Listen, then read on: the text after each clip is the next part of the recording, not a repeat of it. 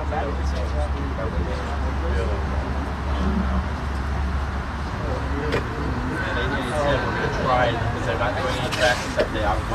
name's Ron. I want to welcome you to Daytona International Speedway, the World Center of Racing, and the home of the great American race, the Daytona 500. I'm going to be your tour guide here for about the next hour.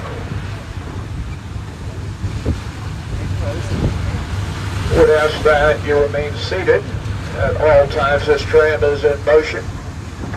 And just keep your arms, legs, hands, feet, toes, fingers inside the tram at all times. We are going to be going through some pretty narrow areas. The Daytona Beach area is rich in racing history. The very first race was in 1903. And it only had 2 cars in it. One was driven by Ransom Olds of Oldsmobile fame, the other by Alexander Winton, who founded the Winton Motor Car Company. Those two ran a little straight line race on the beach up in the Ormond Beach area in 1903, and they ended up calling that race a draw. They both averaged right around 57 miles an hour, which I guess in 1903 really wasn't all that bad. Those type of little challenge matches went on for a while. Then we had world record runs on the beach, the speed trials. This area was actually the forerunner to the Bonneville Salt Flats in Utah, where record runs are held today. Most notable among them here was Sir Malcolm Campbell from England driving the Bluebird 5. He set the last land speed record on the beach in this area in 1935 with a 2-way average speed of just over 276 miles an hour on the beach, where the speed limit is 10. Those speed trials were a big tourist draw for this area. They came at a time of year when most folks weren't thinking about coming to Daytona Beach to go swimming in the ocean, January, February, early part of March. But they would come watch people drive fast on the beach. The problem was, when Campbell got out of the car that day, he told the press, "That's it, I'm done. Can't go any faster, any safer on this beach, and I'm not coming back." Well, Campbell was known around the world as the bravest of the brave. If he wasn't coming back, there was a good likelihood none of the other drivers were either. And that meant the tourists would stay away at that time of year. Left the city in a bit of a quandary as to how to fix that problem. Until somebody floated out the idea of, why don't we hold stock car races on the beach? That went over big. They held stock car races on the beach until 1958. In 59, they came out here to what was then the newly constructed Daytona International Speedway. Motorcycles also raced on the beach. They stayed on the sand a little over a year longer than the cars did before making their transition out here to Daytona International Speedway. There are a lot of changes around here in the more than 60 years this place has been open. Biggest change is here on the left-hand side. That is our front stretch seating. When the place first opened in 1959, it was bleacher-type seating, kind of like what you find at the local high school football field. Those bleachers evolved into grandstands, and then eventually bigger grandstands.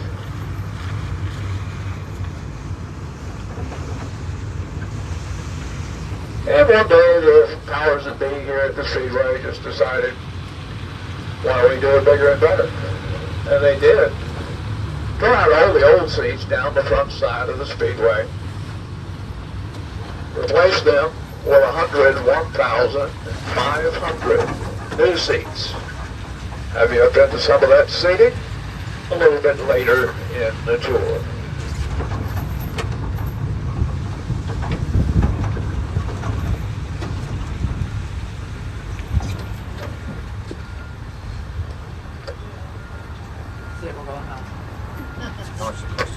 The initial construction of the Speedway began in November of 1957. It really didn't take them all that long to get everything together.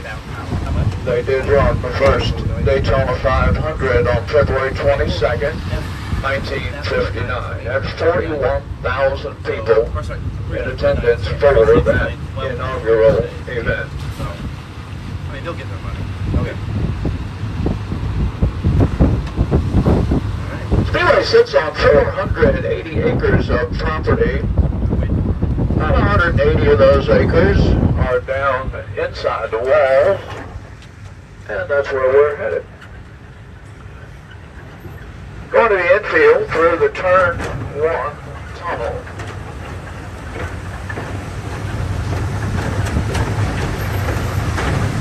This is how they bring in the haulers as well as the large RVs. This tunnel goes about 35 feet underneath the entrance of Turn 1. It's a little over 500 feet long. The curved roof in the tunnel is made up of 90 individual concrete panels.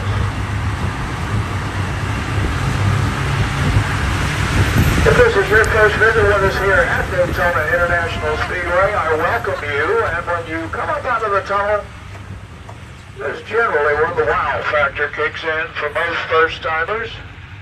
Going to come up just inside NASCAR Turn 1. It's over on the right-hand side. That is 31 degrees of banking through turns 1 and 2. That is identical to turns 3 and 4 down at the east end of the Speedway, and I'll have you a little closer to that banking in just a little bit. Over on the left-hand side, past the fencing there, you see a couple of roadways that kind of cut and weave their way through the grass over there. That is part of the infield road course. The smaller of the two, on the left-hand side as you're looking at it, that is used by some classes of motorcycles. The much larger one to the right, closest to us, that is also used by the larger classes of motorcycles, but also the sports cars. Now that road course got a big workout over the last few days here. We were in the middle of bike week. We were in the middle of bike week ended yesterday. And we ran the Daytona 200 motorcycle race here on Saturday. And that kind of dropped the curtain on the bike week for 2023. Well attended, successful event. The road course also used for the Rolex 24-hour race. Now, if you're not familiar with a 24-hour race, it's not one driver trying to keep his eyes wide open for 24 hours. There are teams of drivers.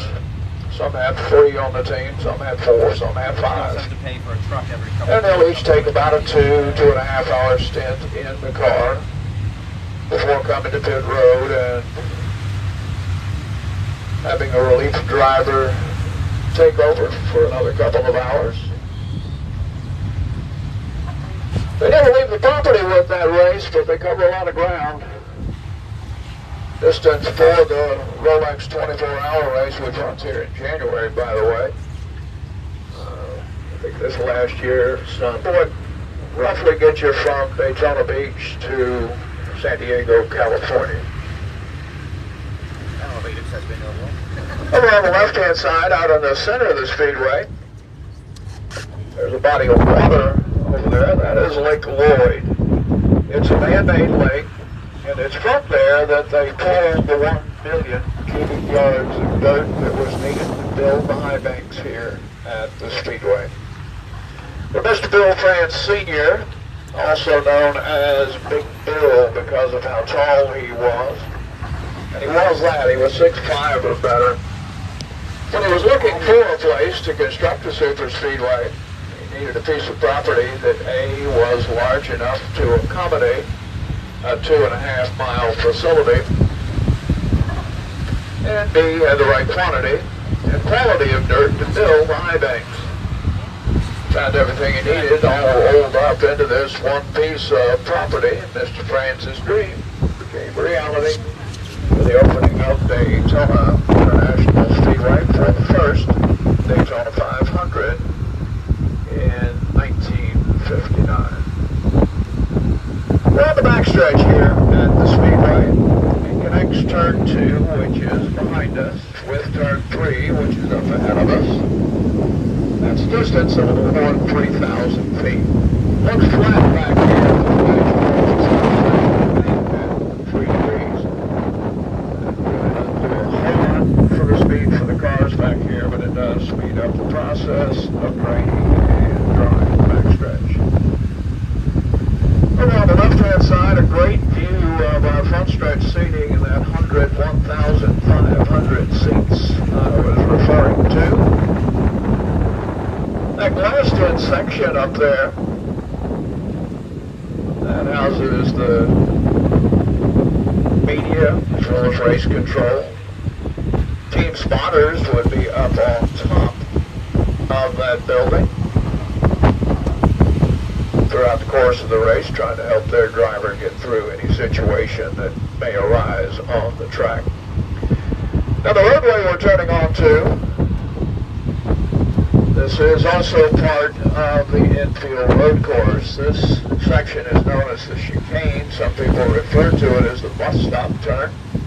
Others simply call it the in and out. For the road racers, it's a left-hand turn off the backstretch. A little right-hand turns to get through the chicane. And then this big sweeping left-hand.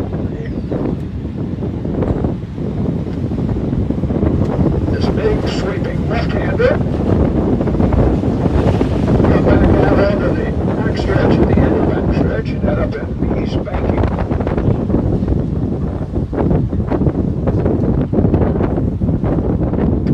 Coming up on the right-hand side, just outside the wall, is a big Sunoco sign.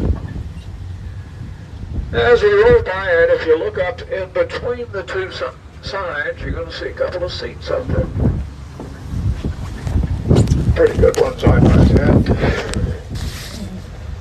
That is one of the official spotter stands. We have 4 of those around the speedway. They're located at the entrance and exit of each of the high bank turns.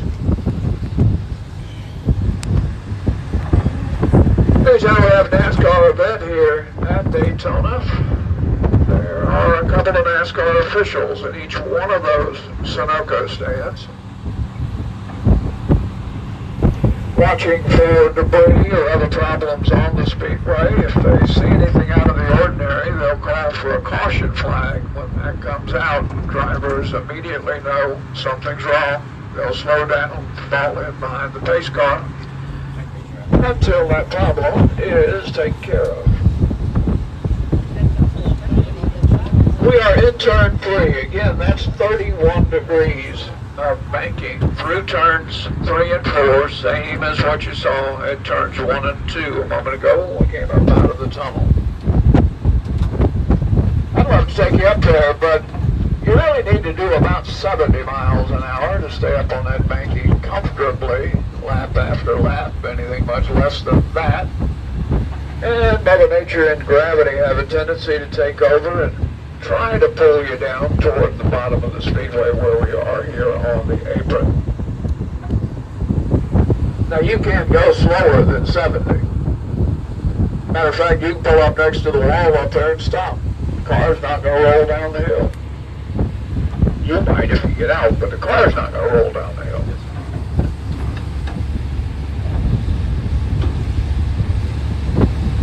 If you got through here, let's say, with a passenger car at much less than 70 miles an hour, glance down at the steering wheel, because you're going to find you've been turning the wheel a little bit to the right to try and hold the car in a straight line on the banking.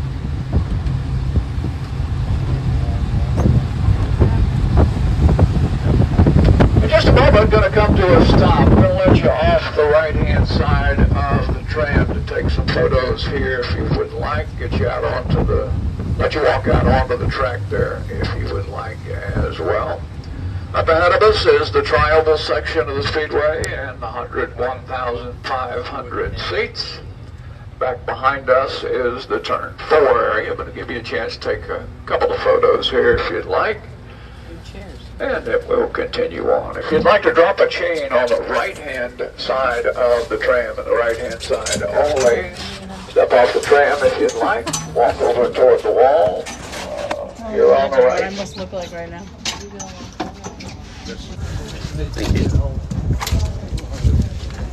I want to stand on one of the curves.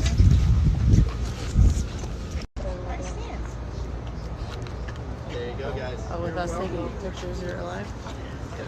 Of course. We're going to go back a little bit. Here. 1, 2, 3.